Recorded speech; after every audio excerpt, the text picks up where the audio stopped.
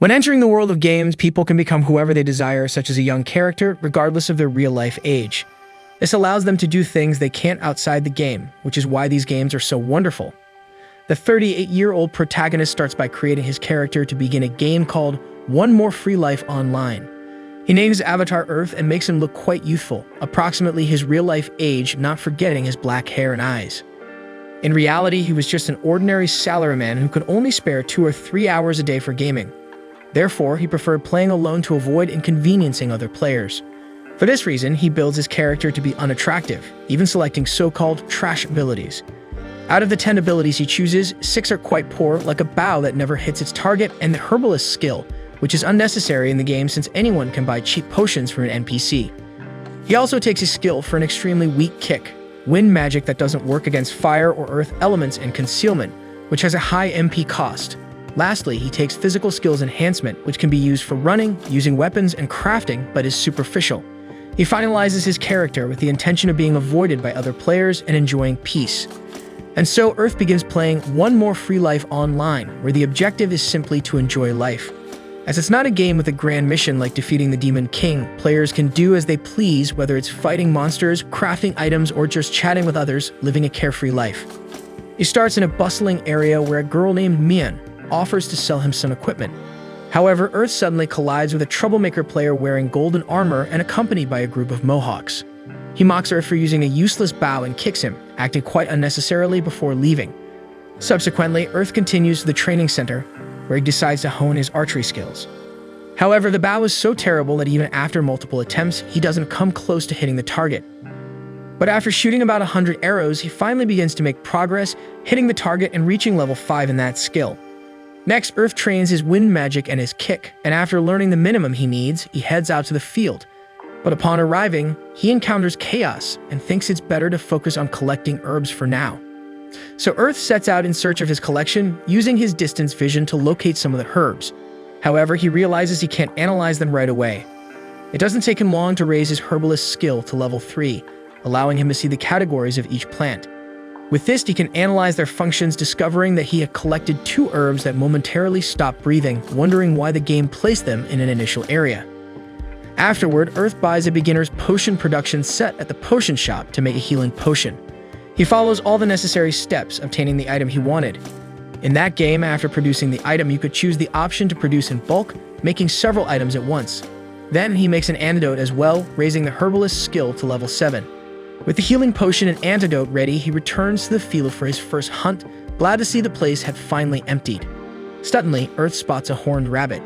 He concentrates to hit the small creature on the first try since he couldn't shoot in sequence with his bow. However, the rabbit senses his presence, dodges the arrow, and attacks Earth. The boy then launches another arrow, hitting the animal's leg, but this only makes the rabbit angrier. With no other choice, Earth gives up on his bow and uses his kicking ability to protect himself. After kicking the rabbit twice, he finally manages to successfully finish his first hunt, obtaining the monster's skin and meat. He thinks that this way he'll end up becoming an expert in kicking rather than archery, when he's startled by 2 players who had witnessed his hunt. They introduce themselves as Zwei and Millie and add Earth to their friend list. Later, Earth continues his hunting to gain more experience and reduce the time it takes to defeat a monster.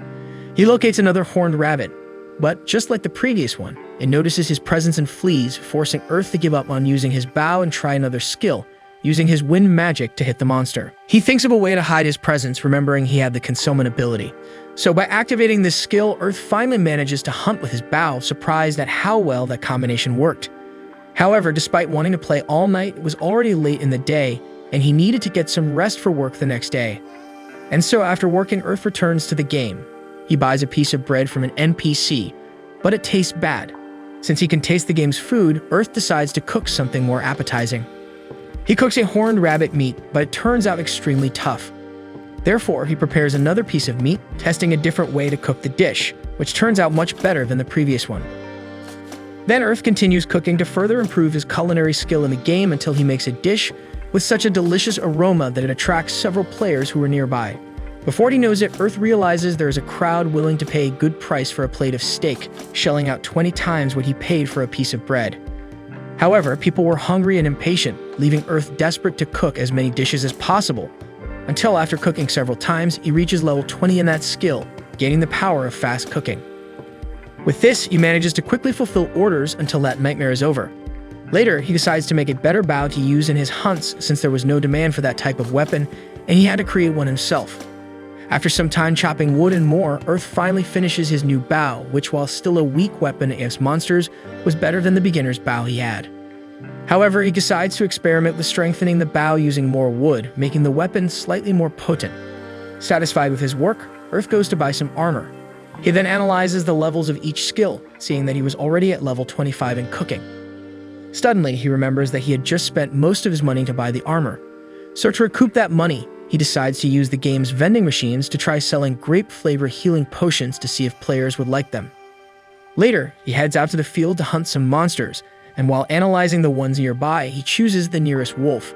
After activating concealment, he shoots with his bow. Earth then proceeds to his next hunt, training his kick and wind magic as well. He defeats several monsters, acquiring various types of items and increasing the levels of his 3 attacks. However, after hunting so much, he runs out of arrows and decides to call it a day. When he returns, he sees that some players had already gone to the vending machine and bought his grape potion, with some comments expressing their approval and requesting more, which makes Earth quite happy. But when he arrives in town, he is confronted with a desperate crowd in search of healing potions. This puzzles Earth as they could buy as many potions as they wanted from the NPCs. To understand what was happening, he calls Zwei. Earth tells him that when he returned from hunting, all the players in town were searching for potions. Zwei explains that not long ago, the NPCs announced that the potions had run out, causing everyone to frantically search for more. Zwei then warns that this situation will likely fall on Earth as he had just sold potion juice. Only at that moment does Earth realize that his friend was right, as he was already surrounded by players eager to buy some of his potion. Earth tries to calm the people down by explaining that since there are so many of them, he'll have to set a purchase limit for each player, allowing each to take 5 potions. Everyone is thrilled with the number, but impatient ones quickly appear, urging Earth. Fortunately, Zwei and Millie step in to help, with him organizing the people while she handles the accounting. This leaves Earth to focus solely on production. Since very few players had the herbalist skill, which allowed them to make potions as it had been considered a useless skill, until that moment, Earth is quite overwhelmed, working tirelessly to avoid player disputes over the lack of potions. He activates the mass production capability, but after a long time making potions, his medicinal herbs run out. So he informs the players that he can only sell the remaining potions, which won't be enough for everyone. People understand the situation and ask Earth to make more potions the next day. But at that moment, the troublemaker player appears, accompanied by his group of Mohawks, and demands that Earth hand over all the healing potions to him. Earth explains that the few remaining potions were for the people waiting in line, but the player is not willing to accept no for an answer. Zwei tries to maintain order, but the guy punches him, causing him to fall to the ground, making it clear what would happen if Earth opposed him. However, Earth shows that the guy's attitude was annoying the other players. He then offers to pay for the potions, but Earth says that's not the problem, as cutting in line would make him unpopular with other players, including the producers, which would certainly hinder his ability to buy essential in-game items like weapons and armor. Therefore, it's crucial to maintain a good relationship with other players. Instead of listening to Earth's advice, the guy challenges him to a duel to prove he's superior to a mere archer.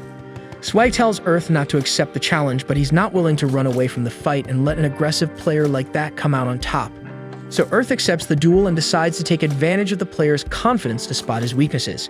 As soon as the fight begins, the player attacks with his sword, but Earth dodges the blow and launches a kick, followed by 2 arrows, ending the duel rather quickly. Immediately, his friends flee with the unconscious player, and everyone celebrates Earth's victory. Seeing his potential, Zwei and Millie decide to invite Earth to join their group. Then, after notifying all the players that he will continue to make potions the next day, Earth logs out of the game. He thinks about how the group of Mohawks should be shunned by production players due to their unnecessary attitude. As soon as he leaves his room, Zwei sends him a message, asking if Earth is interested in forming a group. A few days after the incident with the lack of potions, the herbalist skill was revived in the game. After all, it had become a useful skill due to the item limit imposed on NPC sales. And so the protagonist started the game as usual, but this would be the first day that Earth would be part of a group in that world, joining Zwei's team called Blue. Since Earth only knew Zwei and Millie from the group, the other members introduced themselves to him. One of them was a girl named Nora, who claimed to be skilled in melee combat due to her sword. Next, he met Rage, a tank wielding an axe and shield responsible for drawing enemy attacks. Finally, Earth met Casimine, a one-handed swordsman. After getting to know everyone, Earth began to introduce himself. However, everyone already knew he was an archer, and Zwei explained that he had become quite famous among players after winning the duel against the Mohawk guy. So he skipped the introductions but asked if the group was indeed balanced since they had 4 frontline members, Millie as a magic user and himself as an archer. The group explained that Millie could use magic with various attributes including damage dealing, and that Nora could also use healing magic, providing support during melee combat. They explained that they were determined to hunt a wild bear, even though it was a very tough enemy in the game. Earth couldn't help but wonder where all this confidence came from. He mentioned it would be his first time hunting a bear and expressed his concerns, as the bear was known to be fast and intelligent. But no one seemed willing to back down from the challenge, agreeing to go for the hunt and then enjoy a delicious meal prepared by Earth. And so the archer participated in his first team hunt. He used his long-range vision to analyze the nearby enemies, noticing that all the wild bears were traveling in groups.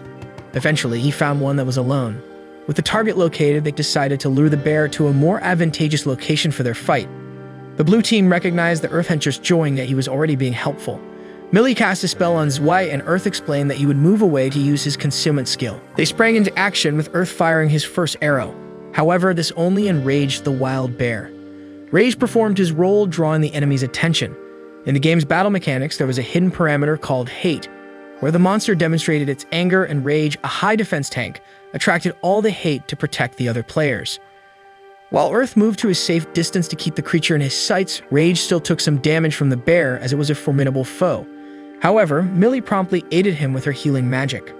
Nora asked him to keep the bear's attention on her for attacking, but they soon realized that the monster's hide was tough and resistant to their weapons. Even Nora and the others found it challenging to pierce through. Millie's magic finally dealt some damage to the creature. The battle continued, with Rage maintaining the bear's focus on him, while Nora provided healing support to mitigate the damage. However, the group started to realize that they might have rushed into confronting such a powerful enemy. Their weapons had limited effect on the bear, and Nora was running low on MP for healing. Earth understood that the team needed a quick and precise decision. He decided to trust his 38 years of life experience and aim for the bear's forehead, hoping it might be a weak spot, determined to help his team. Earth's arrow hit the bear, but it only made the bear angrier, and they all began to worry that they might not survive this hunt. However, Earth hoped that the arrow had failed because it was too shallow and decided to use his last resort. He activated a spell he acquired at level 15 of wind magic, needing to act quickly since it only lasts for 10 seconds.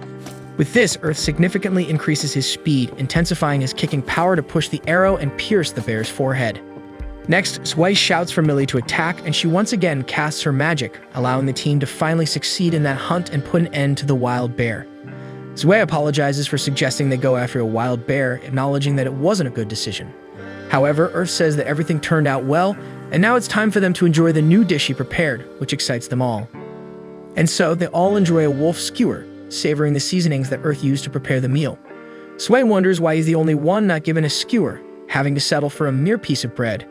After teasing his friend for a bit, Earth finally admits he was just joking, giving Zwei a skewer and making him very happy. He savors the meat, enamored with the taste, and Nora asks Earth if the recipe for the food is expensive. He explains that in reality there's no way to obtain recipes through exchange because it's become a secret understanding among producers not to sell recipes. He mentions that first of all, it takes a lot of money and time to create a recipe, and secondly, even with a recipe, the result of the food can vary because it depends on the effort and ingenuity of the person who made it.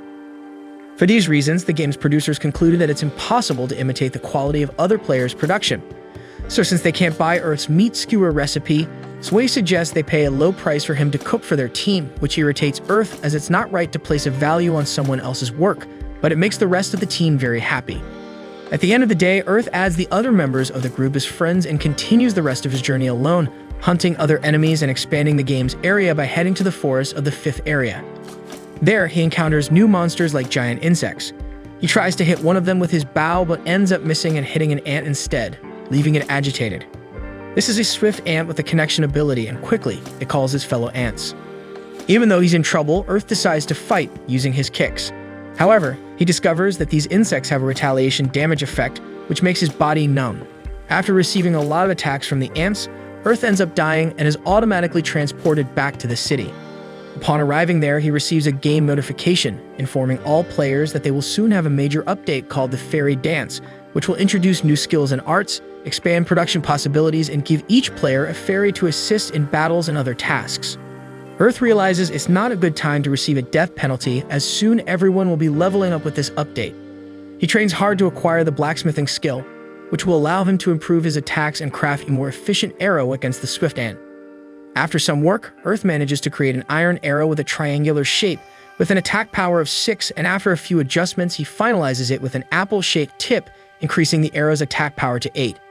Next, he decides to create equipment to enhance his kicking power because besides being a weak attack, it's not effective against enemies that can deal retaliation damage. After some thought, Earth decides to add spikes to the soles of his shoes and blades on the sides. As he works on his new gear, another player named Black asks what he's doing. After some time, both of them see the final result, and Black admits he's never seen a kick assist item like that. Other players also admire the creative shoe weapon. Then Earth goes to buy a bowstring from Myun, who finds his new shoes rather eerie for a cook. Afterward, he searches for a new bow, aiming to upgrade it now that he's reached level 30 in that skill. He evaluates his 3 options, first considering the short bow, which is easy to use but has limited range, which he dismisses as he's not good in close-range fights. Then he looks at the long bow, which offers more range and power but takes a long time to draw, which isn't suitable for solo play. This leaves Earth with the hunting bow, which has good size and shooting range. He specializes in this advanced skill, reaching level 1. With everything prepared, Earth names his new weapon the Hunting Composite Bow X, and when he tests it, he notices the improvement in his weapon, bidding farewell to the old one, which despite being inferior to the current one, had been useful to him until that point. Now that he has improved, he goes in search of a swift ant. Combining wind magic with the bow, he defeats the enemy with 2 shots. He continues hunting more insects, getting his revenge and collecting plenty of ant exoskeletons, which can be used to create lightweight armor. He takes the material to Myun, who is an armor craftswoman. Then the game announces that the fairy dance is about to begin, and the first part of that stage is each player receiving an auxiliary fairy. Earth receives his contract crystal, which contains his fairy. He hopes to get a wind-based one to complement his abilities. However, when he begins the ritual, the crystal shatters and no fairy appears, leaving him frustrated. At that moment, he receives a call from Zwei, asking him to meet up with the group. When he arrives, he shows the result of his crystal and asks if this happened to Zwei, but Zwei shows he has his fairy, as does everyone else, each of them having received a little companion. In other words, Earth is the only one without a fairy. To lift his spirits, Millie tells him not to give up as they're only in the first part of the mission. And since his crystal hasn't disappeared, there must be another chance for him to make the contract. She believes that there's probably something in the second part of the mission, which encourages Earth to remain hopeful. However, they don't understand why their fairies liked him so much and are a bit jealous of it. Earth finds them all very cute and hopes he can get his own fairies soon. A few days later, Earth continued to attract the fairies to him even without having his own fairy, as his contract crystal had broken. He played with one of the fairies and after a while decided to take a look at his profile. There, he saw that his skills had improved, now allowing him to acquire superior abilities for even more ways to fight. Next, Earth embarked on his first dungeon exploration. He walked through the darkness of the cave, reminiscing about exploring places like that when he was a child, having fun knowing he could relive this experience thanks to the game. However, now it was even more thrilling. Suddenly, in a darker section, Earth encountered a giant spider. He shot an arrow at the creature and then unleashed several wind magic attacks, but the spider resisted. He then attempted to strike but accidentally hit his head on the cave ceiling. Nevertheless, he recovered quickly and snared the spider with a rope and delivered a kick, managing to defeat it. He celebrated the victory, though his head still throbbed from the impact. At that moment, several dark fairies appeared and Earth realized they wanted him to follow them. So Earth followed the fairies using a new ability called Gravity Center Stabilization, allowing him to traverse the path without stumbling. Later, he realized he had finally arrived at the place they desired as all the fairies were gathered in one spot. Upon looking where they were, Earth moved a stone that was in the way, revealing a secret door with a chest behind it. He was excited to be in the exploration phase of the game and, upon opening the chest, found an ancient ring. Despite not knowing its purpose, Earth decided to keep it. He thanked the fairies for helping him find the item just as he received a game notification announcing the second part of the fairy dance would finally be revealed. Earth headed to the city, where the game announced that the name of this second part of the event was Battle with the Fairies. After participating in battles and PvP fights, fairies would be able to evolve and take on new forms. The game emphasized that this would only happen if players battled with different people, providing an excellent opportunity for them to get to know other players. Additionally, the top 16 in the PvP would be invited to the tournament, with special prizes for the winners. Another update included titles and distinctions that players would receive based on their gameplay style. The game also informed players like Earth who hadn't acquired fairies could restore their contract crystals through special PvP, not only guaranteeing success, but also offering a higher chance of obtaining a rare fairy. The game also stated that from now on, fairies would have self-identity, leading to changes in their behavior. After the announcement, all players began discussing the news as there were many changes to digest. Earth noticed that players were excited about the changes, but he feared that players might start bothering the artisans who didn't enjoy PvP.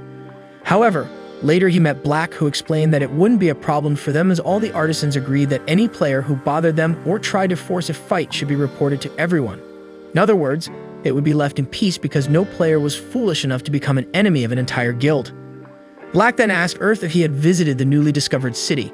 The city was named Nexia and had a teleportation portal, so players could come and go as they pleased. Black explained that serious PvP players were gathering there to battle, and Earth asked if Black would participate. However, he replied that being an artisan suited him better, and he would leave the fighting to other players. Earth realized that there were indeed many ways to enjoy an event like this and contemplated how he would make the most of it. The next day, Earth decided to check the additional titles he had received. This caught the attention of other players as they were all expecting Earth to receive a rare title. He discovered he had been awarded the title Fairy Charmer, which made all the fairies love him, explaining a lot. Earth didn't particularly like his title because it drew a lot of attention, but he could only remove it by participating in a special PvP during the event. Because of this, Earth asked if anyone would be willing to fight him. A girl named Rona heard his request and sent him a fight invitation. She had heard of Earth before because she was also part of the blue group Zwei's guild. Rona mentioned that she had always wanted to talk to him as he fought with kicks and she was skilled in martial arts. Earth thanked Rona for agreeing to fight him, but suddenly his fairy, a bird, flew to his shoulder. Rona found this strange because the bird was usually very timid. However, it had taken such a liking to Earth that it refused to fight him, proving to everyone that he was indeed a fairy charmer. This made Rona jealous as her fairy had never shown any affection to her and had already warmed up to Earth, while he became even more desperate to fight someone. Unfortunately, this situation repeated itself several times, with all the fairies refusing to battle him. Later, Rona called Earth to ask for a favor, and Earth quickly guessed what she wanted. The girl wanted Earth to cook something for her fairy to eat because it wasn't eating properly, just like the fairies of dozens of other players who wanted the same. It all began when Earth met a player who had trouble feeding his fairy with the bread sold by NPCs, as the bread was genuinely bad.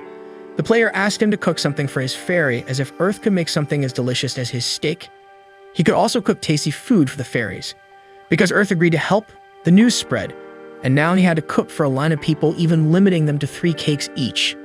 After some time, his service slowed down and he managed to complete all the orders, thanks to Rona, who helped by finding other cooks to prepare fairy food.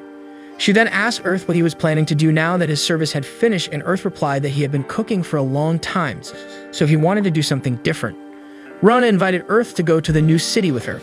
The two of them used the portal to quickly reach Nexia, where they immediately saw an area where PvP battles were taking place and decided to watch. One of the players in the battle had a bird fairy like Rona, while the other had a wolf. Earth and Rona noticed that the wolf was behaving strangely. As the battle began, the two players faced off, but when the owner of the wolf fairy asked it to attack, the creature refused to obey. Taking advantage of this, the opponent attacked with the help of his fairy and won the battle. Earth then understood what was happening. He explained to Rona that the wolf player was a fairy abuser, which is what players were calling those who use fairies abusively, such as hitting or speaking rudely to them, causing them to stop following commands. The player became quite angry with the wolf, shouting aggressively at it. Earth thought the situation would escalate because he recalled a video he had seen where a fairy abuser had mistreated his fairy so much that, as a penalty, she evolved drastically and the game forced a battle between them, after which the player lost his contract with the fairy. However, the wolf player managed to control his anger, and Earth deduced that he knew what would happen if he lost his temper.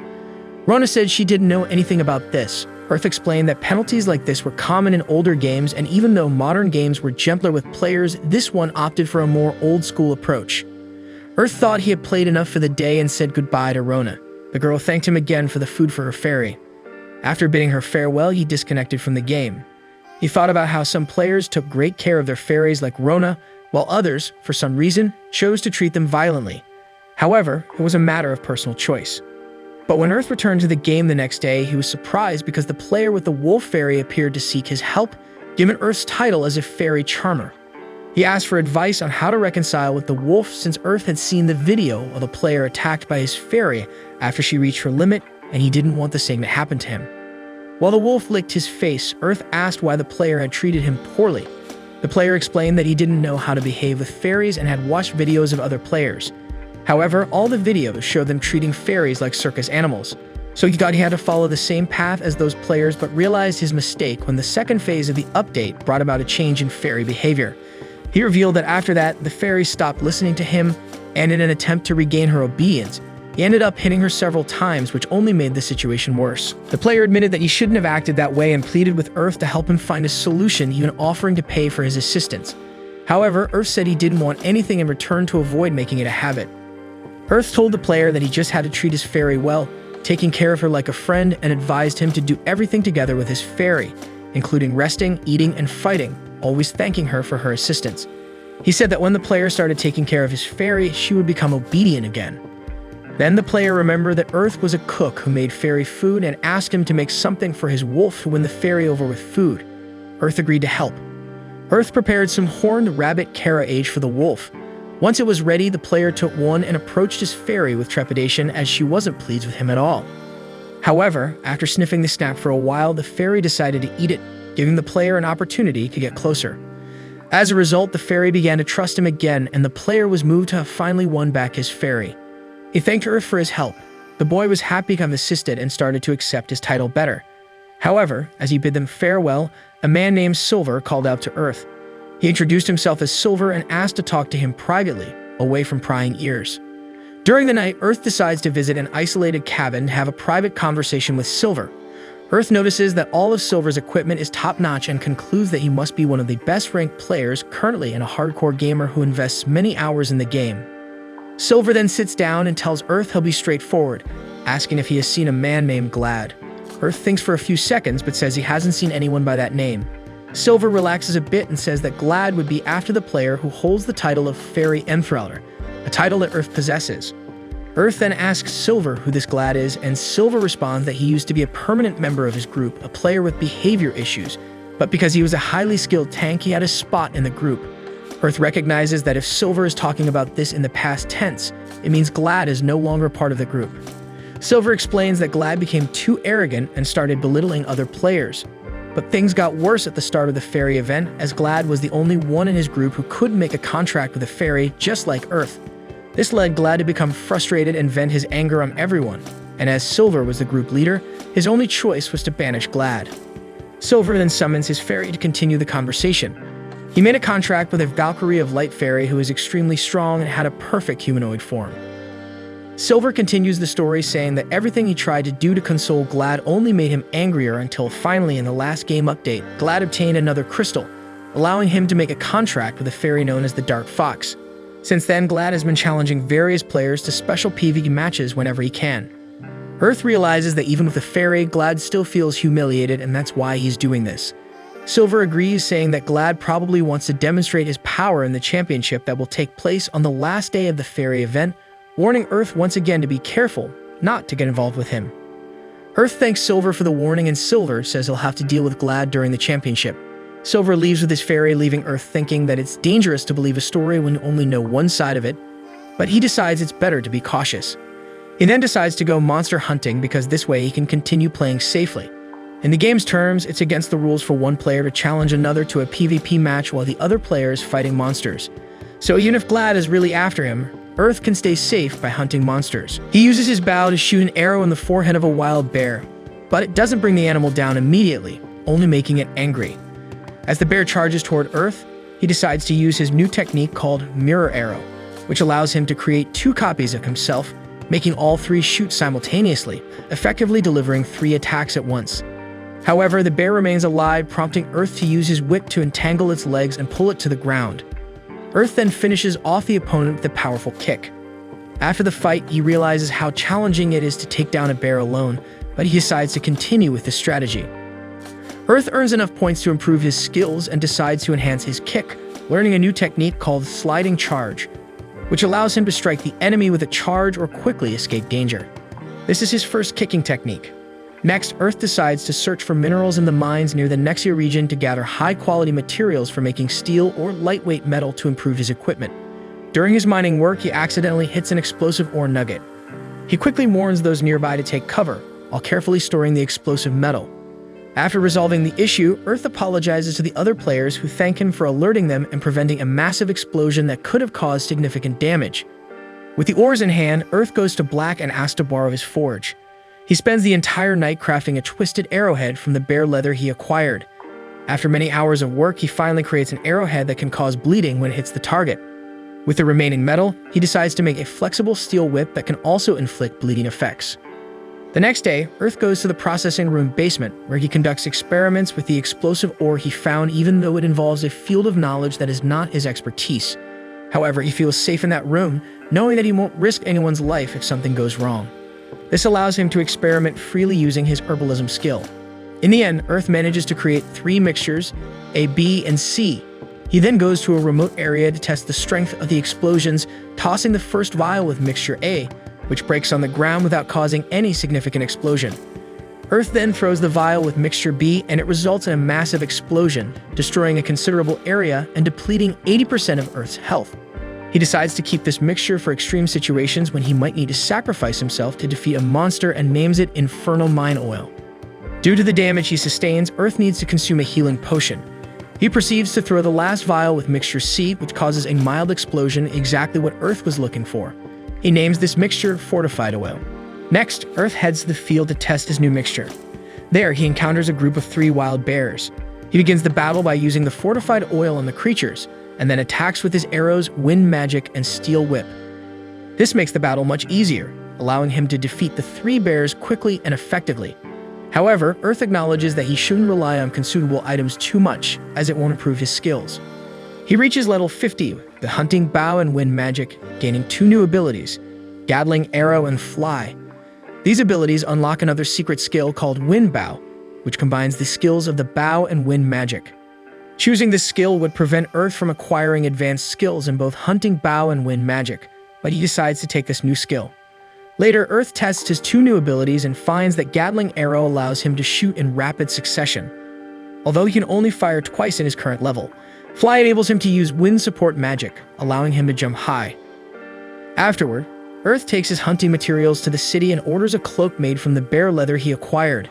Suddenly, an announcement for players is displayed stating that the PvP Championship for the Fairy event has selected its participants based on score calculations. At this moment, Sway and Millie appear and comment that none of them in their group likely made it to the top 16 participants, as none of them focused much on PvP battles. The game provides the list of selected players, and the 3 realize that 2 players stood out for their numerous victories, Silver and Glad. Earth is concerned about the relationship between the 2, but is also eager to watch them fight. Several players gather at the championship server to watch the battles. From the arena stands, Earth, Zwei, and Millie eagerly await the matches. Earth uses his special vision skill and spots 2 other players with the same Fairy Enthraller title, which eases his mind, knowing he's not the only one with that title. The battles begin, and Earth notices that the winning fairies are absorbing the energy of the defeated ones, something that doesn't occur in regular PvP battles. Finally, the highly anticipated moment of the final battle arrives. Silver and Glad step into the arena to face each other. Earth, who had anticipated the showdown, watches with keen interest. Inside the ring, Silver tells Glad that he felt the need to correct him for his mistakes, and the only way to do that was by defeating him. Glad doesn't back down, but instead becomes excited and prepares to fight. The battle commences, and Silver quickly advances with his axe toward Glad, who responds by saying he was already familiar with Silver's tactics. Thanks to the numerous times he had watched Silver fight, he knew that Silver's strategy was to charge at the enemy with his axe to try to destabilize his opponent. However, the trick doesn't work, and Glad counterattacks, while his Dark Fox Fairy battles Silver's Valkyrie of Light Fairy on equal footing. Silver sees an opening and attempts to strike Glad with his Moon Crescent move, but Glad swiftly slides backward using Wind Boost, the wind magic skill, surprising Earth because he didn't know that Glad was a wind magic user. Glad takes advantage of Silver being airborne due to the missed attack and delivers a powerful blow followed by a strong attack from his Dark Fox Fairy, ultimately making Glad the champion of the competition. By absorbing the energy of Silver's Valkyrie, the Dark Fox evolves into a humanoid fox. She explains that the purpose of the event was to select the next fairy ruler. The fairies received a prophecy that the king must be strong and understand the art of war, something that wasn't a common trait among fairies, as they are peaceful creatures. So they joined forces with humans who are masters of warfare to gain that experience, allowing the fox fairy to acquire the necessary knowledge to become the ruler. Glad asks if she will discard him now that she no longer needs him. She replies that the other fairies won't distance themselves from him, but she will, as their contract is now over. Since all Glad wanted was to use the fairy as a tool for revenge, she used him to win the championship.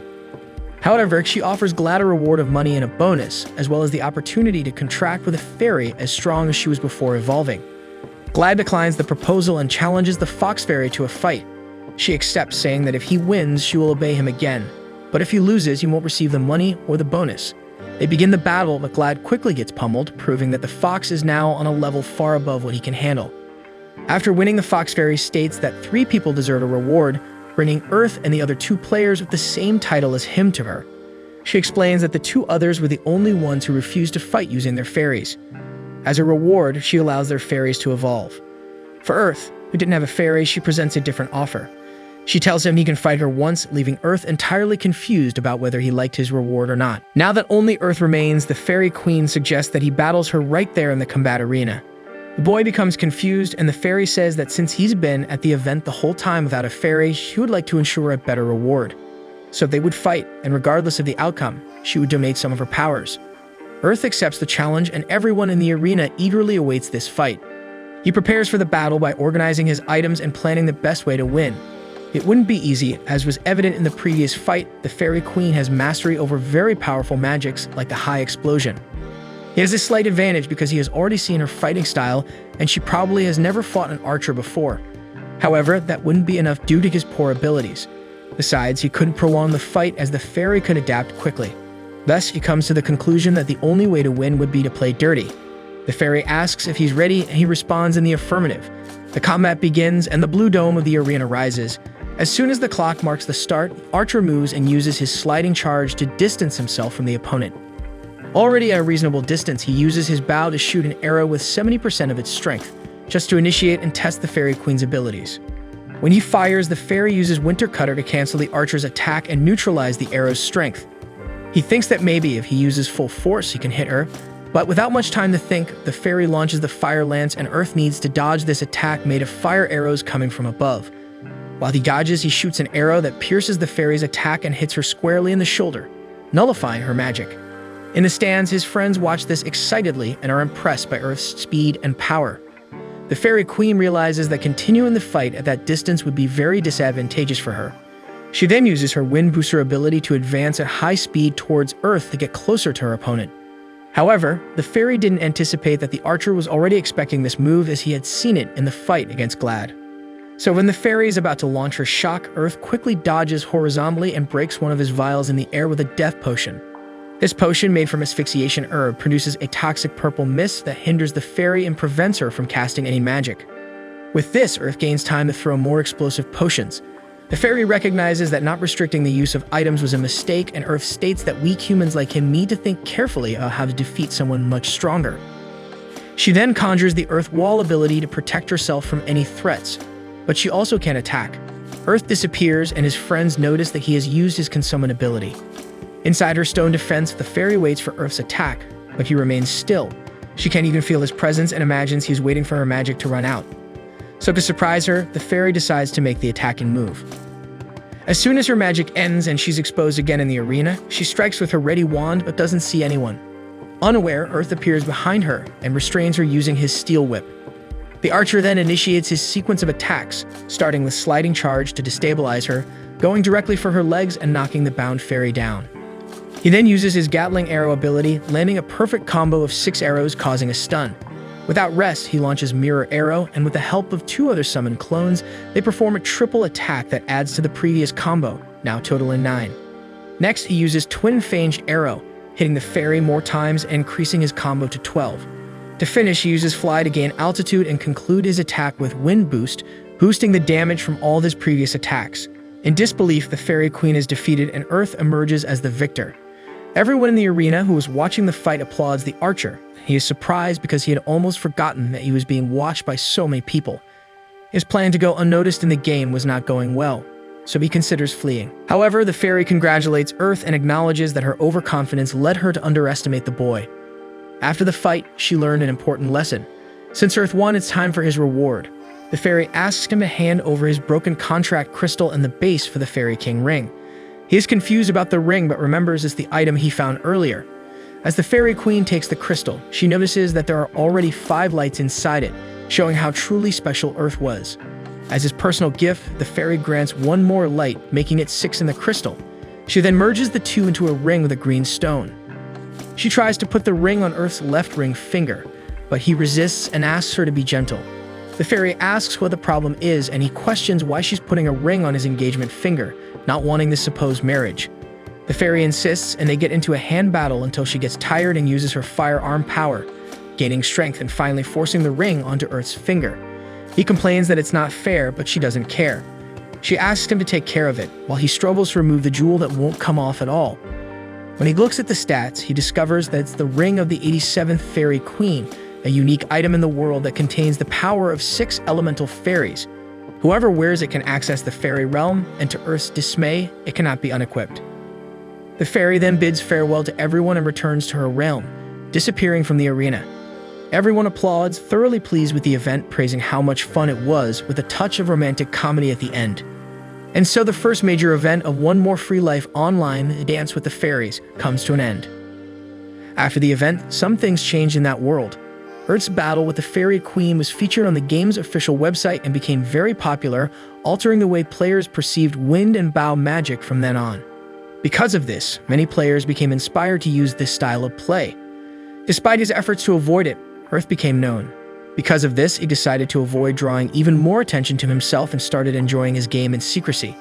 However, there was one company he couldn't evade. Using the power of the ring, the Fairy Queen appeared in the middle of Earth's gameplay, using the ring as a portal. She said she can give a lot of love to Earth since he was so lonely without any fairies. He got angry and hit the fairy on the head with a fan, asking her to return to her kingdom and let him play alone. She complained that being a queen was very tough and that she wanted some time to relax. It seems like his peaceful gaming days were over. Earth walked through the village and everyone noticed him, commenting on things like him being the Fairy Queen's husband and his clothes. Amidst this, a man tried to get Earth's attention, but he ignored him, fearing that he might want to intimidate him. The man insisted that the archer look at him, but Earth continued on his way without averting his gaze. He felt very tense in the city, so he thought it was better to go hunting. Earlier, Earth had asked the Fairy Queen to explain how Prism Nova magic worked, an ability only those with the ring could use. She replied that he would have to discover the proof himself. In a forest, he captured a bear with his steel whip and invoked the magic, asking the fairies to fulfill his wish. During the incantation, he offered some of his mana to the fairy governess so that she would grant him the power. A circle defining the area of effect appeared, and he placed the bear right in the center. Then he finally activated his Prism Nova enchantment, creating a ball of light over the marked area, hitting the target and transforming everything inside.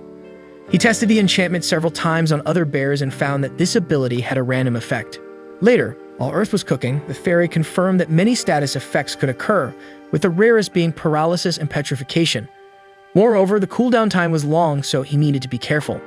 The fairy looked at one of the delicious dishes Earth was cooking and tried to take a bite, but he smacked her head with a fan again, saying they were for sale. The Fairy Queen asked him to let her eat, as the fairy realm's food was all sweet, and she would like to taste other things. She threw a tantrum and complained about the duties of being a queen, sometimes wishing it were different. And the man that Earth had ignored earlier in the village appeared, and he was angry with Earth for not talking to him. He introduced himself as Nazar, a member of the Apollo's Bow Guild. He and the other members were working towards a grand goal, the salvation of oppressed archers. He believed that Earth suffered because he was excluded and not part of any guild, but Earth didn't care and even got distracted while arranging his cooking equipment. Nazar, full of pride and conviction, offered Earth a spot in his guild, saying he could join at the lowest rank. Earth finished gathering his equipment and thanked him for the invitation, but declined and left with the fairy, leaving Nazar baffled. The two arrived in the city and set up a stall to sell the food Earth had prepared. The fairy didn't want to leave, and Earth decided she could take the food as long as she left him in peace for the rest of the day. She was pleased and he transferred the food, so she returned to the fairy realm. The next day, he went to the blacksmiths and found a group of apprentices. He asked Blacks, who explained that now that he was a prominent player, everyone wanted to watch him work on their weapons. Since there was no other choice, he agreed to let everyone watch. First, Earth improved his hunting composite bow in X. He He replaced the worn-out bow and switched to higher quality wood for materials. For reinforcement, he used lightweight metal instead of iron. For his blade-tipped shoes, he also changed the material to lightweight metal to increase defense and stability when landing on the ground. To make the spikes, he used the twist he had learned from making arrows, thus increasing his attack power. Finally, the most important change. The blades. Instead of putting them on the sides, he adapted them to the front of the shoes so that his kicks caused damage from the front and with the sole. Moreover, they were now removable, making it easier to switch them. After the changes, he tested and demonstrated them in front of everyone and received a lot of applause. Everyone seemed impressed with his skills. However, instead of being happy, he thought it would be better if everyone thought he had done something weird. Earth then went to a merchant to buy the last item, a bear fur cape. He was impressed by the high item score. Since he had provided the material, the merchant charged a low price as promised. He thanked her since the cape was worth much more. Then, a message from the Apollo's Bow Guild master, I Am, arrived for Earth. Later, he met all the members of the group. I Am introduced herself and said they were very pleased to meet him. Earth asked what the matter was today, and I Am apologized for the trouble caused by Nazar earlier. She explained that after his battle with the Fairy Queen, there was not a player and one more who didn't know him. Therefore, their archer guild would benefit from his inclusion. This was what Nazar thought. They had also discovered that he was using the name Earth without permission to recruit new players. Everyone, again, apologized on Nazar's behalf. Earth accepted the apologies and asked everyone to hold their heads high. Aya informed him that a penalty had already been applied and Nazar was demoted from lieutenant to a regular member. He could no longer invite new people to the guild. Earth was understanding, and the two of them got along without any problems. Ayame was very pleased, and to conclude, she praised the battle against the Fairy Queen. She said he was the hope for many archers and asked him to continue like this as everyone had high expectations. Earth bid farewell a bit frustrated as that match hadn't had the effect he wanted. He just wanted to relax and enjoy the game peacefully, but now everyone knew him. Registrations for the second round of players are now open. Our protagonist notices that they are allowing the same number of players as the existing ones and deduces that the new servers have already been installed. Furthermore, he's heard that the lack of VR and headsets has been resolved, which means that registrations won't remain open for long. Inside the game, Sway and Millie encounter Earth and ask how he's going to deal with the break arms, a new status effect added in the patch from the previous day. Earth is worried because if he were hit by this ability, he'd be unable to wield his weapon for a while. Moreover, the effect would also trigger if he received more than 25% of his total HP in arm damage. Earth thinks that at least other players can't steal his dropped weapon. He had played another game before and someone stole a rare weapon he dropped after dying. Then the game announces a new update for all players. A new dungeon is coming and its name is A Challenge of the Departed. The place is generated entirely randomly, so every time a player enters, it will be a completely new experience equipped with all kinds of traps waiting for unlucky players. Additionally, there's a 1-hour time limit, and the main objective is to reach the 10th floor. Earth is excited about the challenge of a randomly generated dungeon. The game presents a preview trailer for the second round of player registrations. In this trailer, Zwei appears very happy and Earth during his battle against the Fairy Queen. However, Earth isn't very pleased with his appearance in the trailer because if new players think bows are strong weapons, they'll regret it later in the game. Later, Earth wants to be prepared for the dungeon challenge, but for that, he'll need a shield. He won't be able to advance further in the game if his only defense is evasion, especially in a cramped dungeon with no room to move freely. So he battles various creatures to specialize his shield skill, which also makes it easier to use his bow. Thanks to this, he can collect materials at the same time. After defeating some monsters, he goes to the blacksmith to craft new equipment. Blax asks what he's doing, and Earth replies that he intends to make a new bow using some designs he brought from the real world. One of these designs is for a high attack bow even with a low score, but Earth doesn't intend to use it because its arrows are too expensive. He created it just to learn more about how it works, as he plans to design an even better, non-existent bow. After many sleepless nights, Earth finally completes his project and creates a secret light metal shield, using exoskeletons from the ant soldiers on the sides to reinforce it and also protect the parts of his compound bow he placed at the back. As a result, the shield has a secret mechanism that transforms it into a bow. To switch between functions, he just needs to use the handle. Now, even if Earth is hit by the break arms, he won't immediately lose his long-range attack capability. On another day, the new update is available for installation. Because of this, the game is filled with players all excited about the major update. Many vendors sell potions to help with gameplay. Earth can't wait to take a look at the new dungeon.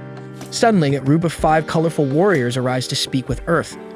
Each one introduces themselves by a specific color and names themselves the gang of the 6 Rangers. Earth is perplexed because this seems like a blatant copy of the Sentai Rangers. However, he notices there are only 5 of them and asks where the black one is. The Red Ranger responds that he had a stomachache, and Earth doesn't seem to believe that these guys are actual Rangers, but he decides to ignore it.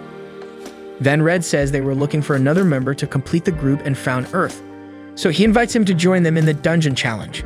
Earth considers the help, as it would be impossible to go very far alone. Thus, he accepts, and they venture together. In the dungeon, the Rangers are ready to proceed, but Earth tells them to wait. He uses his threat detection ability, and as he suspected, the place is full of traps. In that room, there are 15 traps, and 4 of them are instant death traps.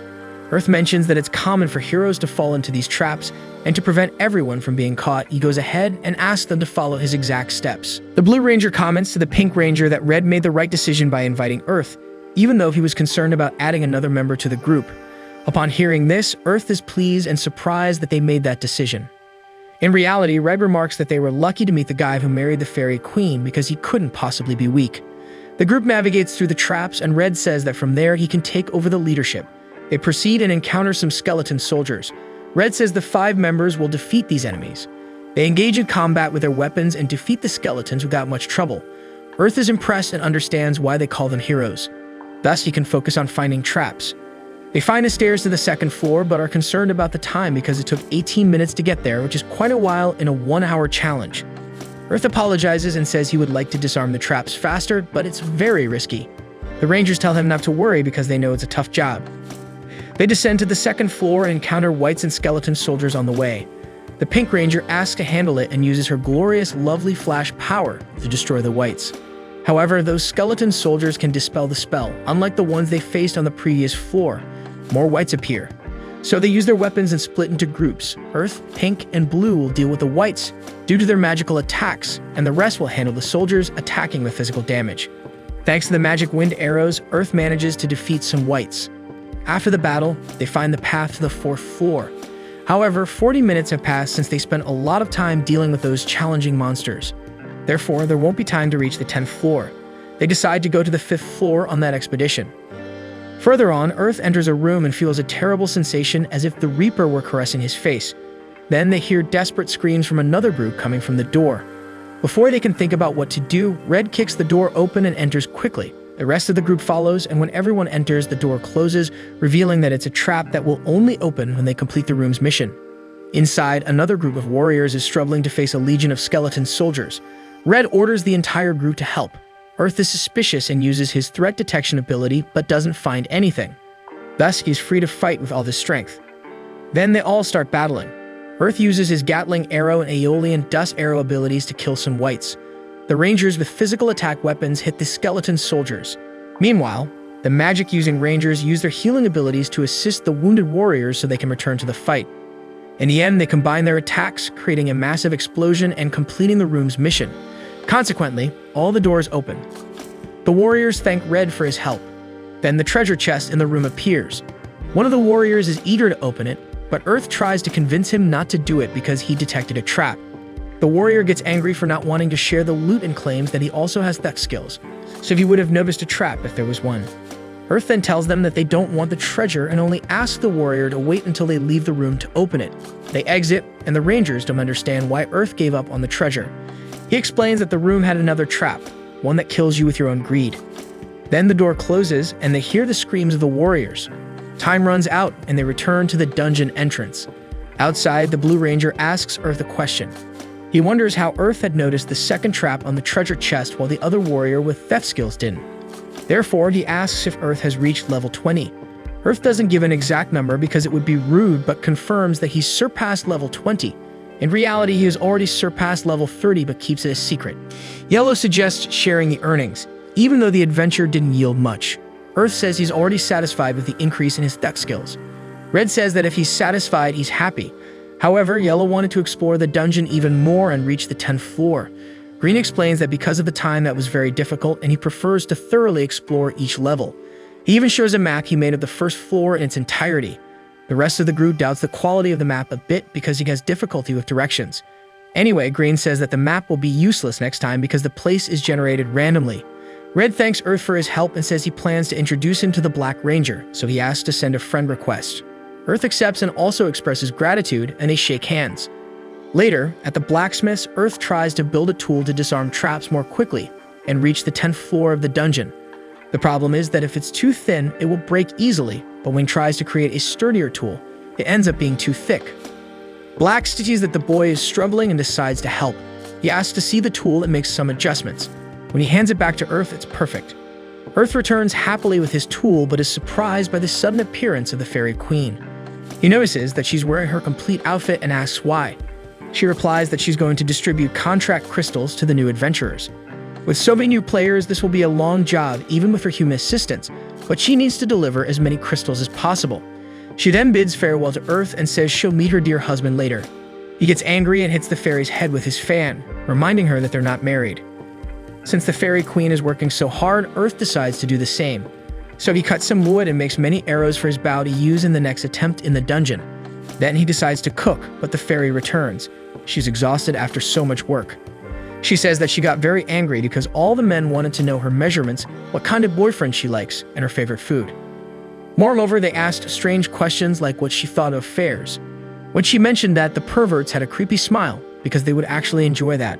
Earth feels sorry for the fairy and she appeals to him for a bit of affection and asks him to sign a marriage form. She says that with that form, they will be officially married, but Earth goes crazy at the idea because he doesn't want to get married. So he decides to make a meat bun using his level 50 cooking skill. The fairy is very happy and rests her head on Earth's lap, and this time he decides to please her a little just for that day. After putting together a set of tools, Earth spends several days entering the dungeon alone, aiming to improve his lockpicking and trap disarming skills.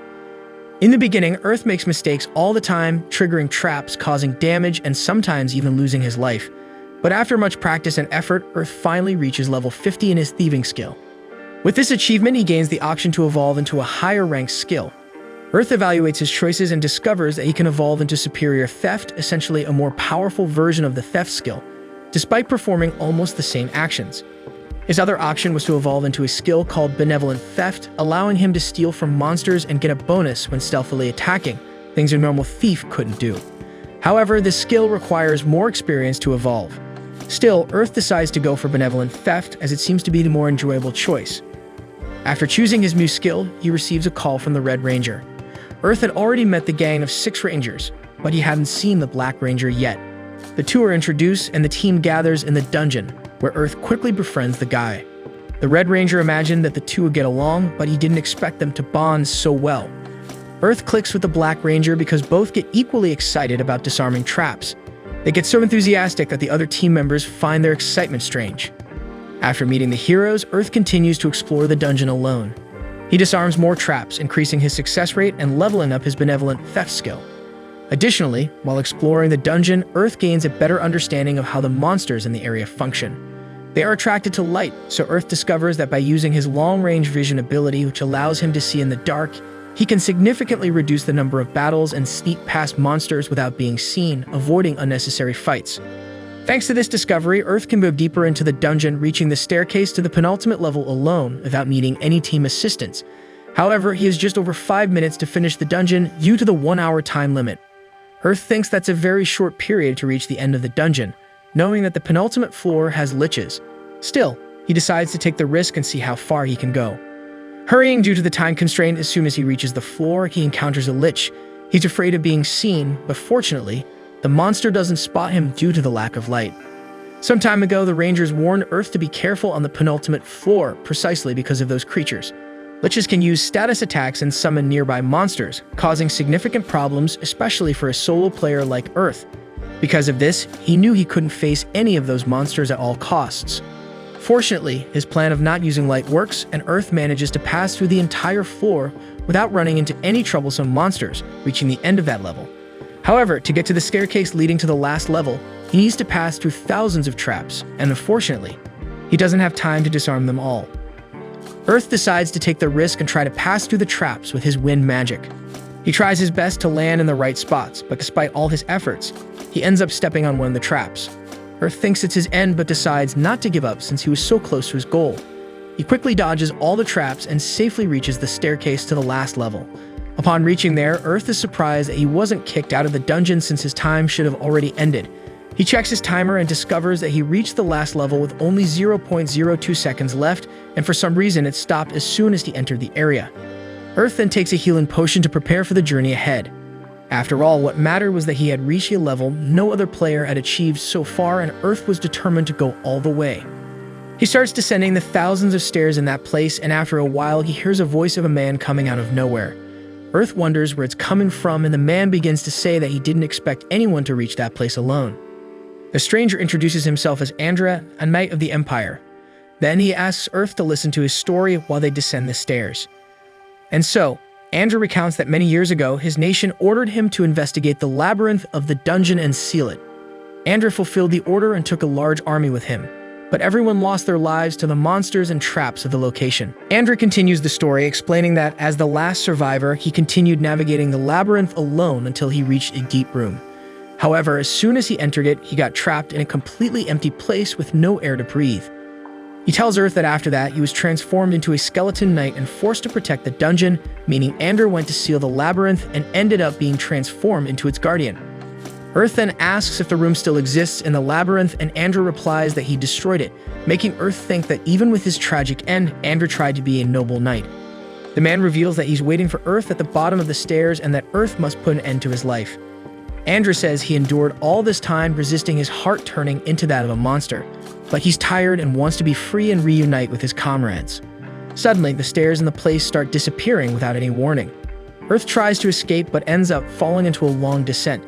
Next, he encounters Andre, who had just succumbed to his skeleton knight form, no longer able to resist and losing his essence. Earth hits the skeleton knight with his arrows, but it only makes him angry.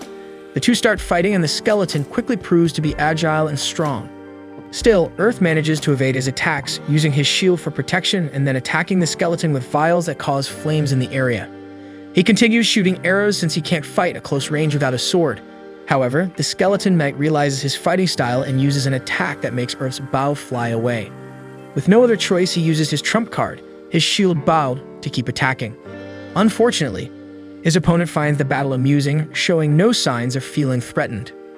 The worst part is that Earth knows he has a point. After all, his secret bow isn't his best weapon, as it can only shoot special arrows, and he can't use any of his archer skills. Nevertheless, Earth exerts himself, moving quickly, trying to win in any way possible. The skeleton knight starts getting irritated with his opponent's constant movement. He then uses a power to increase his speed and attacks Earth, throwing the boy against the wall.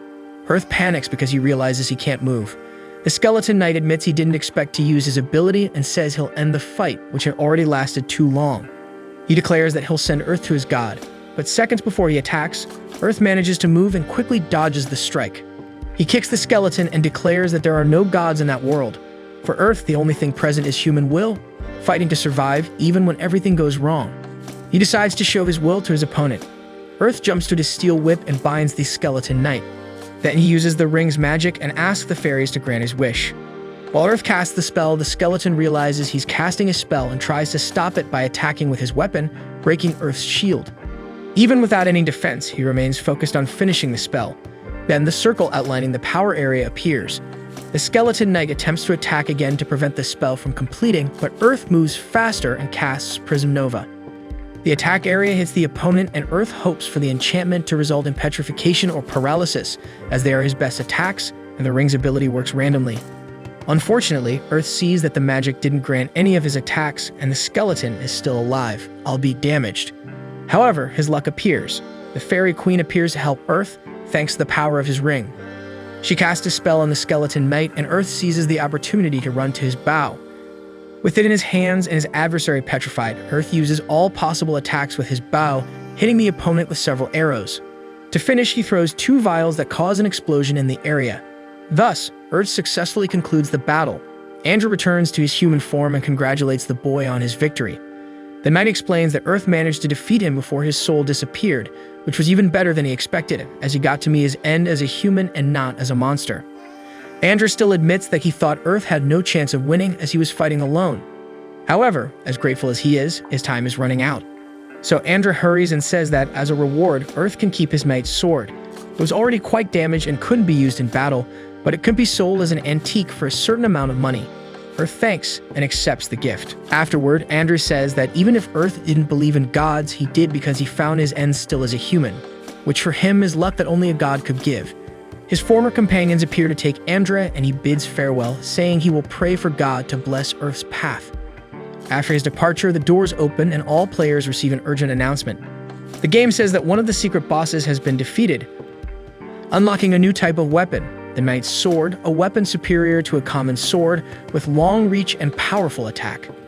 As the announcement states that one of the secret bosses has been defeated, Earth thinks it means that there are others in the dungeon and probably more weapons to be unlocked. Later, after the long adventure, Earth tries to repair his equipment that was broken during the battle against the Skeleton Knight. However, as they were severely damaged, he thanks the materials for their help and turns them into a new shield. But his new bow and leather equipment became junk, and Earth recognizes that they need repairs, which will undoubtedly weigh on his pocket. Luckily, he got Andrew's sword as a reward, which could help in that regard. However, even though Earth managed to finish the dungeon alone and defeat one of the secret bosses, there were still others in the game to be defeated. In a dimly lit room, a woman asserts that player PN0EA seems to be having fun, and the man she's talking to responds that his learning seems to be progressing rapidly thanks to that archer, and they need to thank him. The woman reveals that she has a problem because PN1EB is complaining about getting bored. The man gives a mischievous smile and allows her to take a walk. Back with his group, Earth thanks his friends for the invitation. Swai informs that Nora and Kazamine can't play today, so he suggests they find a rogue to increase the team's damage. Earth counters that they would only have Millie as a healer that way. Millie says the plan is to have a new healer today. Earth shows some impatience for being a newcomer and mentions that she hasn't even arrived yet. Swai feels awkward and informs that she will be late, but Earth tries to show empathy for the group's decision, saying he doesn't mind if she's a little late. Rage notes that she has a strong personality, and Earth continues to make an effort to be understanding, saying it's just a matter of him not caring about it. Swai apologizes and explains that there was no one else available for today, but Earth reassures his partner, saying there was nothing to be done because no tank or healer was available, and Zwei becomes more relaxed. The novice healer arrives, displaying quite a bit of arrogance, thinking that the whole group was there just to welcome her. Zwei scolds the girl for being late and informs Earth that her name is Elizabeth, but that she goes by Eliza to shorten it. She's a good mage, so no one should worry. Earth feels awkward about his companion's concern in introducing the newcomer and realizes how much his friends respect him as the guild leader. Zwei insists that Eliza apologize to the leader for the delay, but the healer disdains Earth, saying he looks like a weak archer, questioning if he will really be useful because he seems almost like an NPC. Confidently, Earth responds that he will prove his worth in combat inside the dungeon. Arriving there, Earth begins the mission by disarming several traps easily and showing great knowledge about them, leaving Eliza perplexed. She admits that at least he is useful for that. On the 5th floor, Zwei says the group needs to rest, but Eliza retorts that there's no time for that.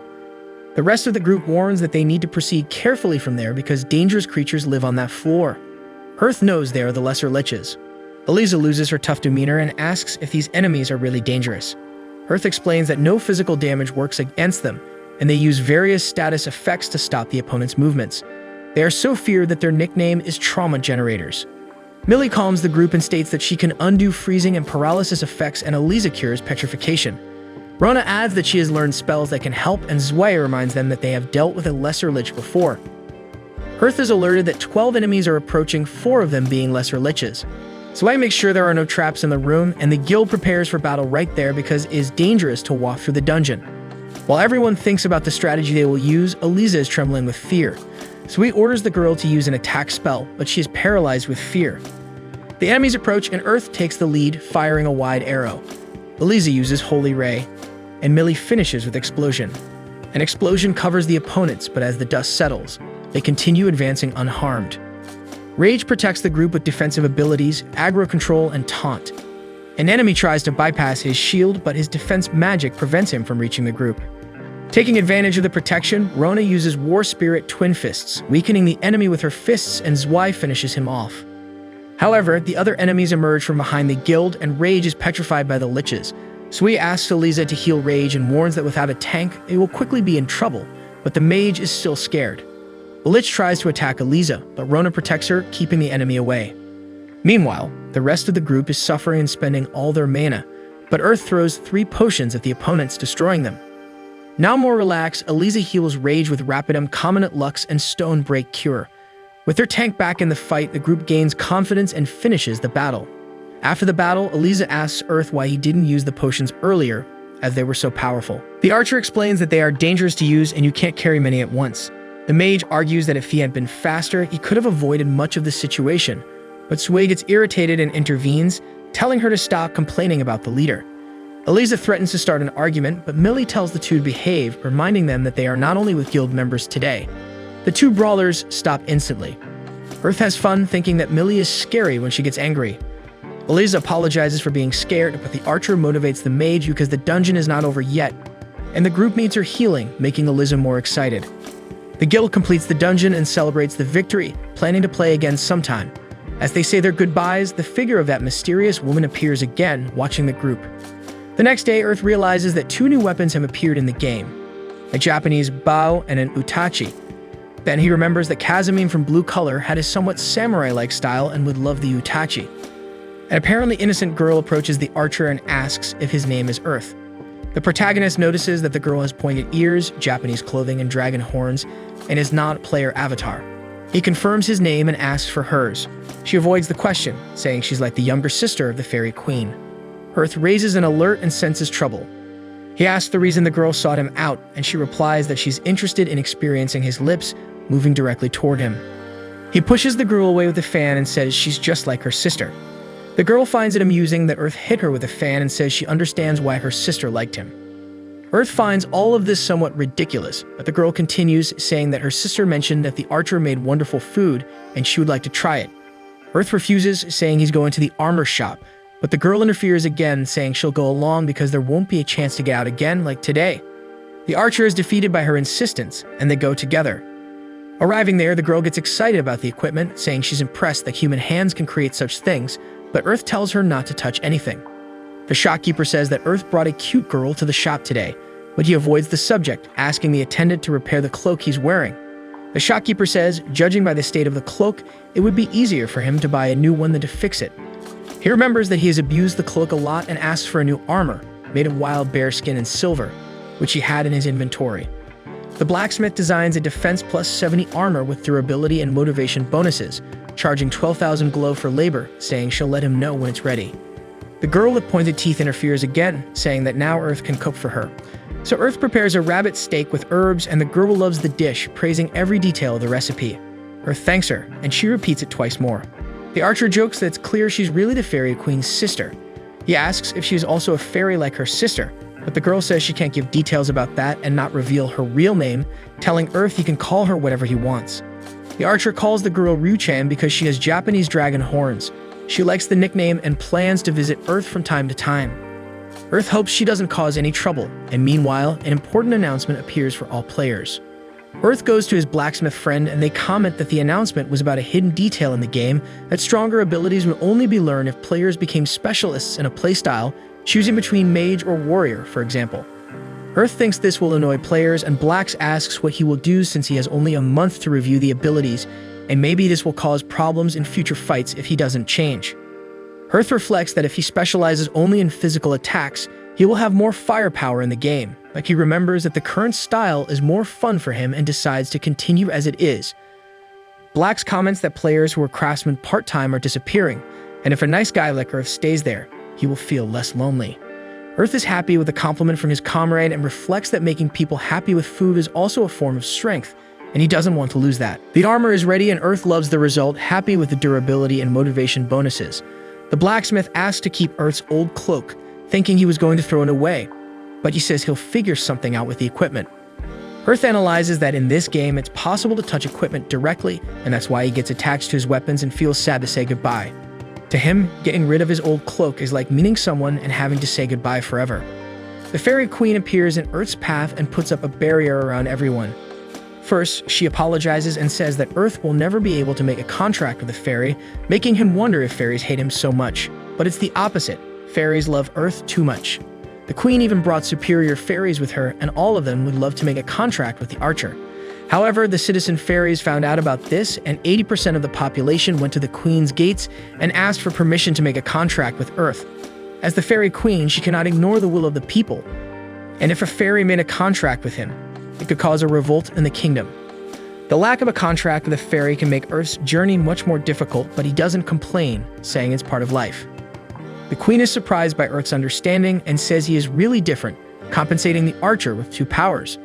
These 2 techniques are recreations of powerful abilities created during the time of the 21st Fairy Sovereign. The first is 7 falling stars, which increases the bow's damage when hitting 7 arrows in a row on the target within 30 seconds. The other ability is Sacrifice Bow, which sacrifices all MP, 90% of HP, and his own bow in exchange for firing an extremely powerful arrow. The Queen warns that this power is very dangerous and should only be used as a last resort because it sacrifices almost all of his attributes and even his weapon. She explains that the stats can be recovered with good rest.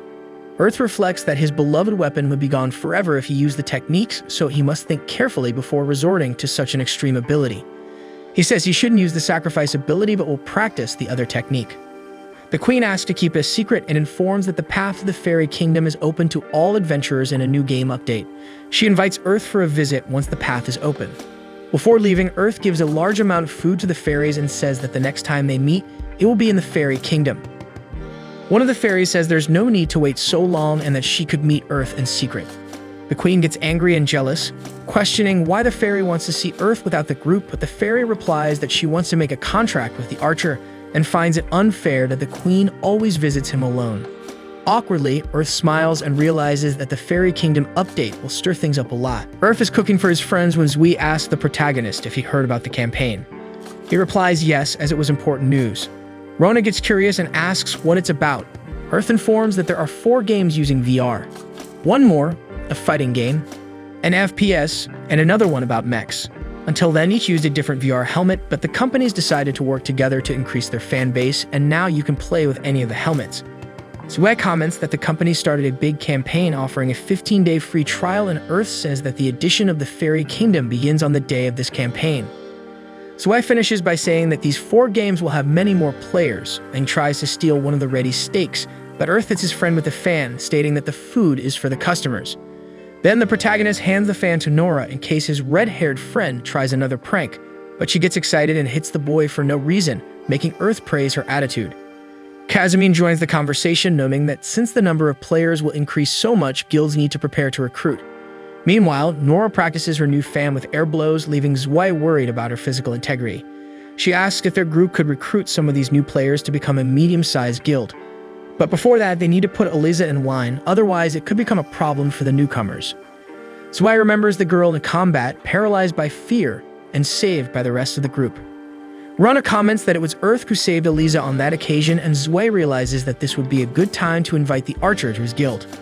Patiently, the protagonist declines because he doesn't want to be tied to a specific group, free to do as he pleases. However, Earth omits another reason for not wanting to join the guild. This reason is the Fairy Queen and her sister, but he doesn't reveal the exact reason because while reflecting alone, the Queen's sister appears behind the food, startling the boy. Earth takes the fan from Nora's hand and pushes Ryu away with a hit, reminding everyone again that those steaks are for customers. The girl asks if it's fair to look at that delicious meat and not be able to eat even a little, but Earth retorts that she is greedy because she had already eaten 14 steaks.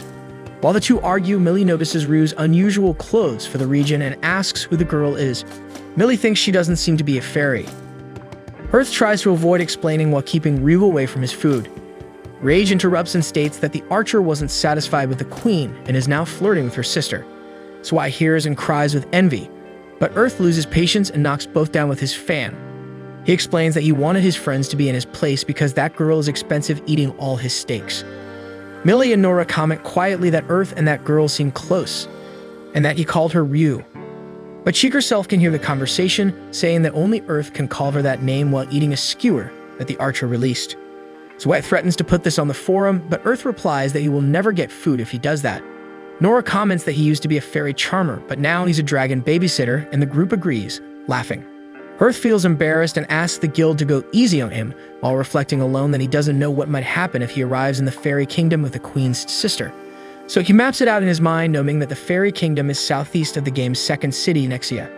The castle is in the center, and the cities spread out and across, with forts serving as checkpoints for each cardinal direction. The Fairy Kingdom update was added to the game today, and a large part of the players are walking there, all on the same path, so it would be interesting to talk to these new players because they all have a common goal. Then Earth puts his plan into action and soon arrives at the northern fort with some players. While waiting in line to enter, someone approaches him and asks if they could take a look at the ring on his left hand. Earth remembers that the fairy queen had given him this accessory and that it would serve as a pass. As soon as he shows the ring, the man recognizes it as the queen's ring and introduces himself as responsible for the northern fort. He informs that the queen requests Earth's immediate presence, so he grants the archer a mount called Pikasha, a huge bird that few fairies have the privilege of using. Earth must use Pikasha to reach the castle city. Although shy about all the attention that Pikasha attracted among the players, Earth climbs on the bird and notices that the mount is extremely soft. They take off, and the boy observes that Pikasha creates a barrier that blocks most of the wind, preventing him from falling. Flying like that, feeling the wind at heights, is truly a worthy fantasy story. In the late afternoon, Earth arrives at the castle and the gates open.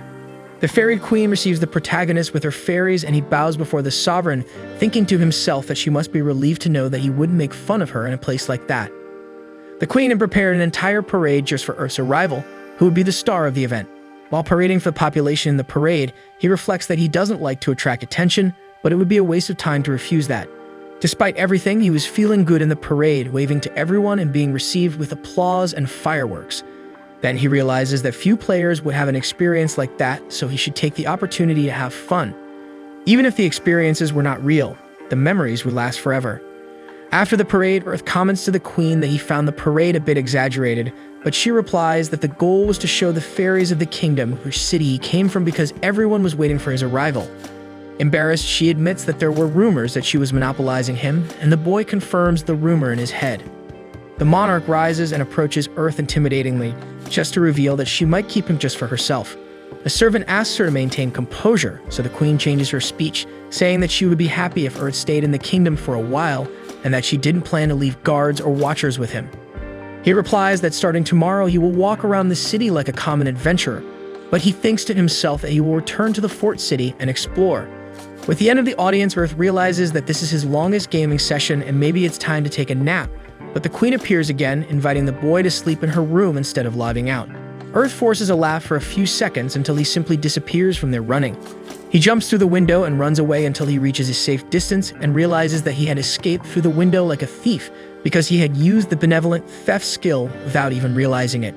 So Earth leaves the castle and mounts Pikasha again, heading towards the southern fort city. As it was the farthest region from Nexia, he would have a quieter place to maintain his anonymity. Arriving there, he goes straight to the city's tavern, where he starts boasting that he defeated 8 high rabbits. An employee is interested in the archer's story and asks if he found any ladraves during that adventure. To impress the woman, the boy claims that one of these birds tried to steal his prey but was also defeated with another arrow. She praises Earth's aim, who asks if there is anywhere he can pay to use a kitchen. The attendant releases the kitchen in the back and Earth starts the work, deciding that he will use the tavern as a base while he is in the city because it was the mission center of the place and the second floor was an inn where he could sleep. About the meat, he decides to season it to refine the taste and cut it into small slices to remove that strong gamey flavor. While savoring the meat, he decides to create a simple recipe that highlights the ingredient: a grilled high rabbit skewer with Lido vegetable, which would grant a medium speed enhancement to whoever ate it. In addition to this dish, he tried a mixture of high rabbit meat with ground remains of ladrave transformed into a dumpling. After developing the new recipes, he prepares the meals and tastes them. First, the high rabbit skewer, which he can feel the flavor spreading with each bite. Then the ground meat, which also wasn't bad at all. Suddenly, some customers are interested in Earth's dishes, and soon the entire tavern is filled with the archer's recipes. He thought he wouldn't cook while in the fairy kingdom, but he was satisfied with the situation because at least he was making some money and getting to know other people. For a few days, Earth's game cycle was completing missions, cooking what he hunted, and enjoying food and drink with his newest friends. He was having a great time with the fairies of the south until one of the fairies invades the tavern, shouting to hide Earth because the daughter of the responsible for the southern fort is coming. Quickly, Earth hides behind the counter as the woman arrives. She enters the tavern asking for a human who's been cooking some exotic recipes. She claims to be looking for him to become her cook, and Earth's is still hidden, finds the woman's way of speaking somewhat arrogant. The tavern employee says he wasn't there, but the woman is sure he is nearby, and she is sure Earth would never refuse an invitation to be her cook. The employee insists on the story, responding that she scolded Earth for wanting to leave without preparing properly, but he left for an important matter to the east. The daughter of the fort's responsible doesn't completely believe it, but orders her guards to gather information about the adventurers to the north, stating that no cook can leave the city without serving her first. After that, she leaves and the tavern customers comment on how that woman continues to be an idiot. The employee releases Earth from hiding and mentions his name, making the archer wonder if she knew who he was since he had omitted his name not to attract attention. The queen had ordered everyone not to say anything, even if they recognize Earth. The attendant comments that that woman always causes many problems because of her personality, but no one does anything because she is the daughter of the fort's manager. The father never punishes the daughter for the bad attitudes she has, so the woman continues spoiled and doing whatever she wants. To avoid causing more problems for the tavern, Earth decides to leave. His new friend is sad about the boy's departure, but he reminds everyone that they all had great moments together, and that's what matters most. Thus, he waits for nightfall and leaves. He reaches the city gates with a hood, but is soon recognized by the guards. However, they show to be on the protagonist's side, commenting that they heard that the idiot girl caused too many problems. There are people gathering evidence of her behavior to report to the queen, and a guard asks Earth to come back when everything is calmer, opening the gates for him. Already outside, a creature approaches the boy and, as thanks for the delicious recipes he created in the city, offers to serve as a mount to his destination. Earth agrees and climbs onto the monster's back, saying goodbye to the south and heading for his journey. Later in the Fairy Kingdom castle, it comes to the queen's knowledge that the daughter of the responsible for the southern fort is causing many problems and acted badly against a human adventurer. The queen is revolted with the complaint as the fairies wish to create a bond of friendship between them and men, and something needs to be done about it. One of the fairies reveals that this human adventurer was Earth, and the queen is surprised. Arriving in the city, Earth apologizes to his new companion for making him run for so long, but the beast responds that there's no need to apologize because it doesn't matter to her. Around them, a fairy band played a lively medieval tune. Earth asks if playing instruments is in fashion, and the beast replies that promoting the arts is common in any city of the Fairy Kingdom. He then maps out the cultural trends of the region. To the north lies Shipia, the city of literature. To the east, there's the city of literature, Sanaza. To the west, the city of sculptures is Rangello. And they are in Strubert, the southern city, where the citizens are moved by music. Earth gets excited, feeling like he could listen to any kind of music in that place. However, he soon yawns and realizes he needs some rest. The beast points to an inn where she usually stays, and Earth follows his companion to the place. Arriving there, the innkeeper asserts that with all these introductions and the fact that Zetten, the wild hare, personally brought Earth, he is surely welcome in the establishment. Zetten is embarrassed by the old man mentioning his nickname Wild Hare and asks him to stop saying that, but the old man just laughs and informs that he got rooms close to each other. Before entering the rooms, Earth teases the beast, bidding farewell to Zetten using the nickname he just discovered, and the monster clearly is not pleased, but takes the banter in stride. Lying on his bed, Earth reflects on what he has just experienced before reaching the south, feeling lucky to be saved by a fairy famous enough to have a nickname. After that, he logs out and goes to sleep. The next morning, Earth wakes up excited for the new day, but when he tries to get out of bed, he feels a weight that immobilizes him. At first, he thought it was a bug in the game, but as soon as he notices a lump under the blanket, he lifts the sheet and sees the fairy queen on top of him. He tells the girl to get off him because if someone enters the room, they will misunderstand, but the queen tightens her grip on the archer, saying she won't let him go because he'll hate her anyway. Because of her childish attitude, Earth asks if the girl has turned into a child again. The innkeeper opens the door at that moment and calls Earth for breakfast. As soon as he looks properly and sees the two lying together on the bed, the old man apologizes and says he'll come back later. However, Earth seizes the opportunity and begs the old man to save his life. The archer's shout immediately summons Zetten, and the beast arrives at the door, ready to provide assistance. However, the beast also looks at the scene a second time and then compliments Earth for bringing the girl to the room. He responds that he didn't invite anyone to sleep with him and asks for help to get the queen off him. On the other hand, the monarch squeezes the archer even tighter because she's afraid he'll leave the kingdom. As she emerges from under the blanket and shows her crown, the two outside realize it's the fairy queen in that, at the very least, embarrassing situation. To make matters worse, Ryu shows up out of nowhere, exuding so much hatred in her words that her voice could be mistaken for that of a dragon. She looks directly at her sister and asks what she's doing there. With a certain cynicism, the queen replies that she came to apologize for what happened in the southern fort. After the accusations she received, she punished the responsible for the fort, her daughter, and her 80 private soldiers. Then Earth asks how they were punished, and the monarch explains that she took them all to a special area, causing lethal damage 30 times to everyone and healing 29 times, destroying their minds. Afterward, she demoted the girl to the lowest rank of a soldier, just like the others.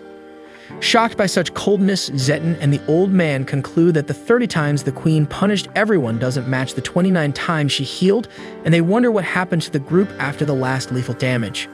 Resigned, Ryu comments that her sister is like that, and these actions give her chills. Earth tries to justify, explaining that everyone in the kingdom was kind to him, and it's not like he hates the kingdom or anything. The queen's eyes light up upon hearing that the boy doesn't hate the kingdom, but her sister smacks her on the head, accusing her of being too forward. With that, they begin to argue, and Ryu tries to pull the queen out of the room by her ear. Before they leave, the queen politely bids farewell to everyone present, as if nothing had happened, and simply leaves. Zeton takes the opportunity to comment that he knew Earth was close to the queen, but not to a Draconato as well. Hearing this, the old man recalls that fairies have had deadly battles against this type of dragon, and Zeton adds that if the population finds out about Ryu's presence, some serious trouble will certainly occur. Therefore, the two promise to keep it quiet. The innkeeper goes to attend to other matters, while Earth vents that the morning didn't start on the right foot. Zeton doesn't take it seriously, as he would love two beautiful girls to fight like that for him. Suddenly, a fairy knocks on the door looking for the wild hare, as she needs help rescuing her missing daughter. After calming down a bit, she introduces herself as Karen Fenrir, and Zeton comments that this name belongs to a noble family. She explains that her daughter goes out every day at the same time for a walk but hasn't returned at the usual time.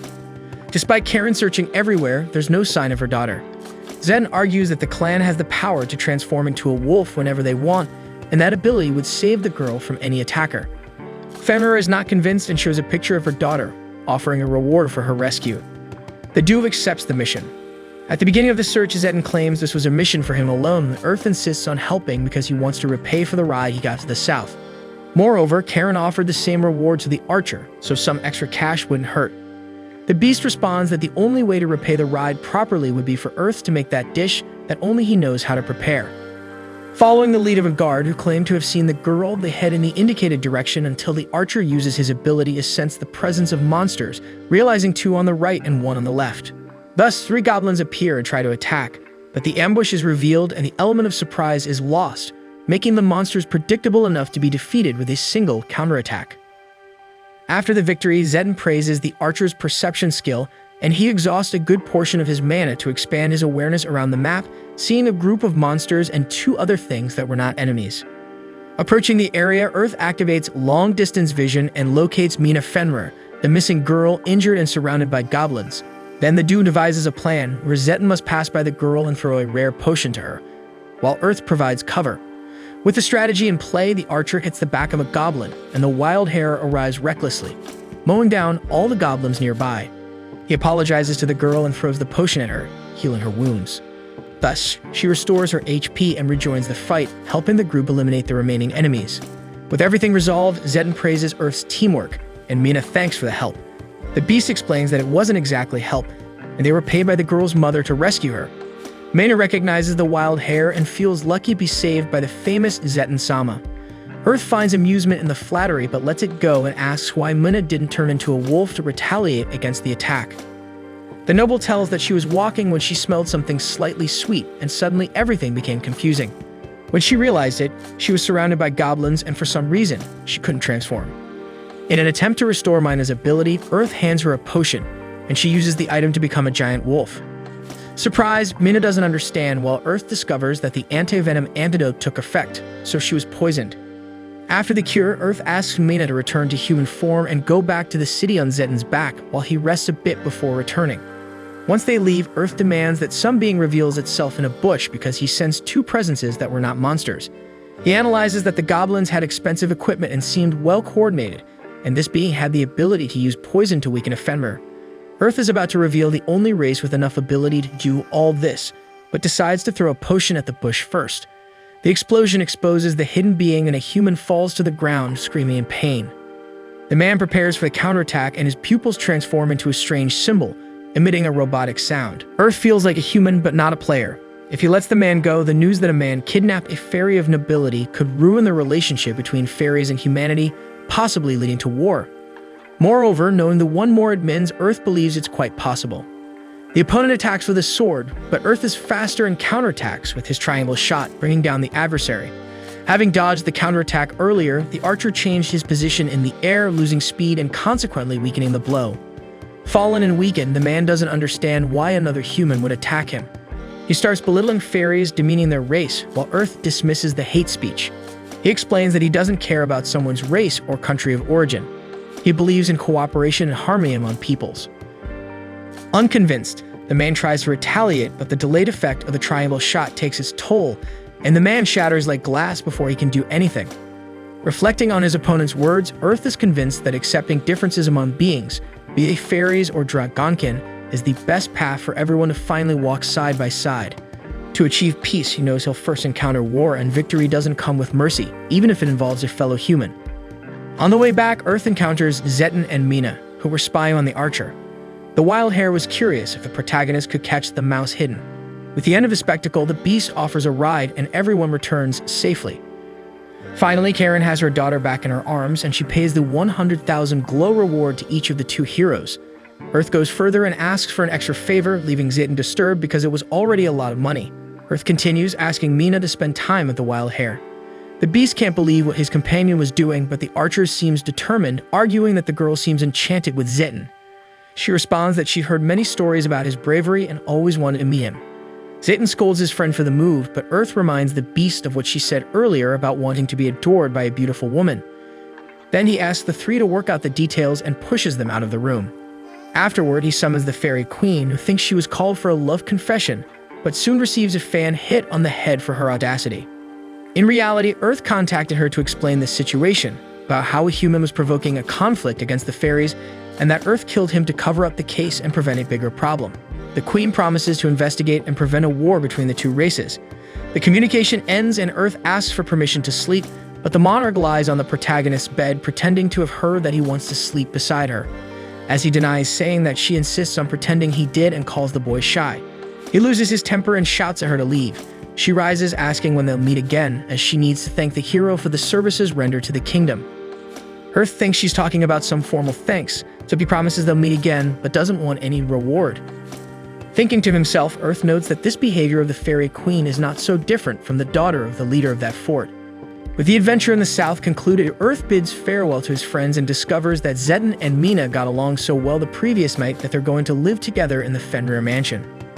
He's happy with the great news and greets his comrade, thanking him for the company and shared experiences. Finally, they part ways and the archer calls his Pikasha by clapping, but the mount doesn't appear. The old man laughs and comments that this bird species sometimes doesn't even let the royal family ride. Earth laughs because he was just trying in vain. However, to everyone's surprise, Pikasha appears and Earth sets off on a new journey. During the flight, he asks the bird to land before reaching the city, as he doesn't want to cause a commotion. Pikasha feels rejected, but Earth tries to console it.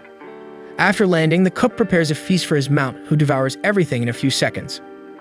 Pikasha is delighted and decides to reciprocate, handing over the heart feather of Pikasha, an item that grants several very important advantages for combat. Earth is excited about the power of the item, and the bird bids farewell. Returning to the kingdom, Earth goes back to Blacks for new equipment, but lacking the ideal material to treat a bow, he decides to make do with what he has. Using metal, he creates a new X-shaped bow, even though it's heavier than the old one. He could get used to it.